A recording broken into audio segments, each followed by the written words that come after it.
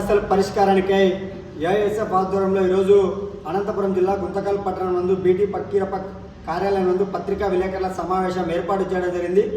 ఏదైతే రాష్ట్ర ప్రభుత్వం ఎన్డీఏ ప్రభుత్వం కూటమిగా అధికారంలో ఉన్నటువంటి సందర్భంలో విద్యార్థి లోకానికి ఏవైతే హామీలు ఇచ్చారో ఆ హామీని అమలు చేయాలని చెప్పేసి దాదాపు అధికారంలోకి వచ్చి సంవత్సరం అవుతా ఉన్నా కూడా విద్యార్థి లోకంగా ఏఐఎస్ఎఫ్ నాయకులుగా పోరాటాలు చేస్తున్నప్పటికీ రాష్ట్ర ప్రభుత్వంలో ఉన్నటువంటి వైఖరి మాత్రం ఏమాత్రం కూడా మారలేదు. ఏదైతే మీ ప్రభుత్వం అధికారంలో ఉన్నటువంటి సందర్భంలో గతంలో జగన్మోహన్ రెడ్డి ప్రభుత్వం అధికారంలో ఉన్నటువంటి సందర్భంలో విద్యారంగానికి హామీ ఇచ్చినటువంటి హామీలు అమలు చేయాలని చెప్పేసి మేము అడుగుతా ఉన్నాం. ఇవాళ ఏదైతే పీజీ విద్యార్థులకు ఇవాళ డిగ్రీ కావచ్చు, ఇంజనీరింగ్ కావచ్చు, పీజీ కావచ్చు చదువుకున్నటువంటి విద్యార్థులకు ఫీజు రింబర్స్మెంట్ బకాయిలు 6,400 కోట్ల రూపాయలు పెండింగ్ ఉంది. ఇవాళ మన ప్రభుత్వం అధికారంలోకి వస్తే అవి ఒక నెల రోజుల్లోపే విడుదల చేస్తామని చెప్పి ప్రస్తుత విద్యాశాఖ మంత్రి హామీ ఇచ్చారు. ఇవాళ నెల రోజులుగా కదా సంవత్సరం పూర్తయినటువంటి సందర్భంగా వాళ్ళ ఎన్డీఏ ప్రభుత్వంలో ఉన్నటువంటి నాయకులు సుపరిపాలన పేరుతో ఇంటింటా తిరుగుతూ ఉన్నారు. కానీ వాళ్ళ పాలాభిషేకాలు చేసుకుంటున్నారు, సన్మానాలు చేసుకుంటారు. కానీ విద్యారంగానికి ఇచ్చినటువంటి హామీలు అమలు చేయకుండా నిర్లక్ష్యంగా వ్యవహరిస్తున్నారు. ఇప్పటికైనా కూడా రాష్ట్ర వ్యాప్తంగా ఇవాళ ఏఐఎస్ఎఫ్ నాయకం కదం తొక్కింది. మొన్న జూలై 11వ తేదీ రాష్ట్ర వ్యాప్తంగా కలెక్టరేట్ కార్యాలయం వద్ద వేలాది మంది విద్యార్థులతో 26 జిల్లాలలో మరి ఫీజు రియంబర్స్మెంట్ విడుదల చేయాలని చెప్పేసి పెద్ద ఎత్తున ఆందోళన కార్యక్రమం చేస్తున్నప్పటికీ వాళ్ళ రాష్ట్ర ప్రభుత్వం వైఖరి ఏమాత్రం కూడా మారలేదు. ఇంతవరకు కూడా ఫీజు రియంబర్స్మెంట్ బకాయిలు విడుదల లేదు. ఇవాళ మేము అడుగుతా ఉన్నాం, మేము గొంతెమ్మ కోరిక అడగలేదు, మీరు ఇచ్చినటువంటి హామీని అడుగుతున్నాం. ఒకవైపు విద్యారంగంలో ఉన్న ఫీజు రియంబర్స్మెంట్ మాత్రం రాష్ట్ర ప్రభుత్వం విడుదల లేదు.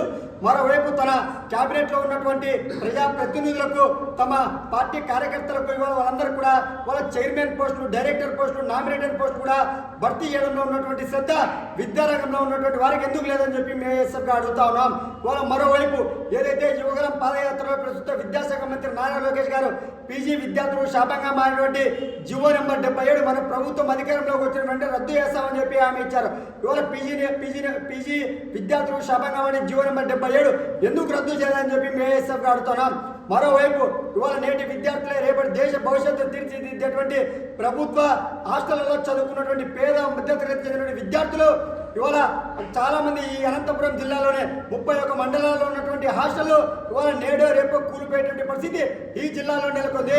ఇవాళ ప్రభుత్వ హాస్టల్ మరమ్మతుల కోసం రాష్ట్ర ప్రభుత్వం నిధులు విడుదల చేయాలా, వాళ్ళ పెండింగ్ లో ఉన్నటువంటి మెస్ ఛార్జీలు, కాస్మెటిక్ ఛార్జీలు విడుదల చేయాలా. ఒకవైపు రాష్ట్ర ప్రభుత్వం అధికారంలోకి వచ్చిన తర్వాత హాస్టల్ విద్యార్థులు బాగుండాలని చెప్పేసి ఇదే ప్రస్తుత ముఖ్యమంత్రి మరి చంద్రబాబు నాయుడు గారు, నారా లోకేష్ గారు ప్రభుత్వ హాస్టళ్లలో, జూనియర్ కళాశాలలో పోయి అన్నం తింటా ఉన్నారు. కానీ వాళ్ళకి ఇచ్చేటువంటి డబ్బులు నెలకు ఎంత కేటాయిస్తారని చెప్పి మేము ఏఎస్ఎఫ్ అడుగుతున్నాం. వాళ్ళ బీసీ హాస్టల్ విద్యార్థులకు 1,400 రూపాయల నుంచి 1,600 రూపాయల వరకు మెస్ ఛార్జీలు ఇస్తే ఆ డబ్బులతో వారంలో 4 రోజులు విద్యార్థులకు చికెన్ ఎలా పెడతారు, గుడ్డి ఎలా పెడతారు, నాణ్యమైనటువంటి ఆహారాన్ని ఎలా హాస్టల్ వాటిని ఇస్తారని చెప్పి అడుగుతున్నాం. ఇవాళ ఏదైతే మెస్ ఛార్జీలు ఉన్నాయో, కాస్మెటిక్ ఛార్జీలు ఉన్నాయో అవి తక్షణమే పెరిగిన ధరలకు అనుగుణంగా మెస్ ఛార్జీలు, కాస్మెటిక్ ఛార్జీలు పెంచాలని చెప్పి ఏఎస్ఎఫ్గా డిమాండ్ చేస్తున్నాం. ఈ రోజు ఏఎస్ఎఫ్ జిల్లా కౌన్సిల్ సమావేశం అనంతరం కూడా వాళ్ళ ప్రభుత్వ హాస్టల్ విద్యార్థుల సమస్యల పోరాటానికి, విద్యారంగంలో నెలకొన్నటువంటి సమస్యల పోరాటానికి ఏఎస్ఎఫ్ త్వరలో ఉద్యమాలు కూడా శ్రీకారం చుట్టబోతున్నాం. ఇప్పటికైనా కూడా రాష్ట్ర ప్రభుత్వం ముద్దులో ఉన్నటువంటి నిద్ర వీడి విద్యారంగంలో ఉన్నటువంటి ఏదైతే ఎన్నికల్లో హామీ ఇచ్చారో ఆ హామీని అమలు చేయకపోతే రాష్ట్ర వ్యాప్తంగా విద్యార్థులు కూడా సమీకరించి చలో సీఎం కార్యం కూడా ముట్టడికి పిలుపునిస్తాం.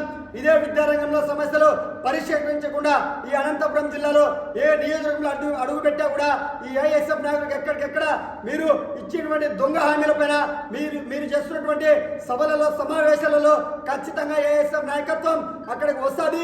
మీరు ఇచ్చినటువంటి హామీలు అమలు చేయాలని చెప్పి మిమ్మల్ని ప్రశ్నిస్తారని చెప్పి ఈ సందర్భంగా ఎన్డీఏ ప్రభుత్వ నాయకులు కూడా మరి హెచ్చరిస్తూ త్వరలో మరి ఏఎస్ఎఫ్ నాయకులు చేస్తున్నటువంటి పోరాటాలకు కూడా మరి ప్రత్యక్షంగా పరోక్షంగా విద్యార్థులకు కూడా పెద్ద ఎత్తున పోరాటాలకు సిద్ధం కావాలని చెప్పి ఈ సందర్భంగా విద్యార్థులకు కూడా మరి పిలుపునిస్తూ ఎన్నికల్లో ఇచ్చినటువంటి హామీను మరి రాష్ట్ర ప్రభుత్వం తక్షణమే అమలు చేయాలని చెప్పి ఏఎస్ఎఫ్ అనంతపురం జిల్లా సమితిగా రాష్ట్ర ప్రభుత్వాన్ని డిమాండ్ చేస్తా ఉన్నాం.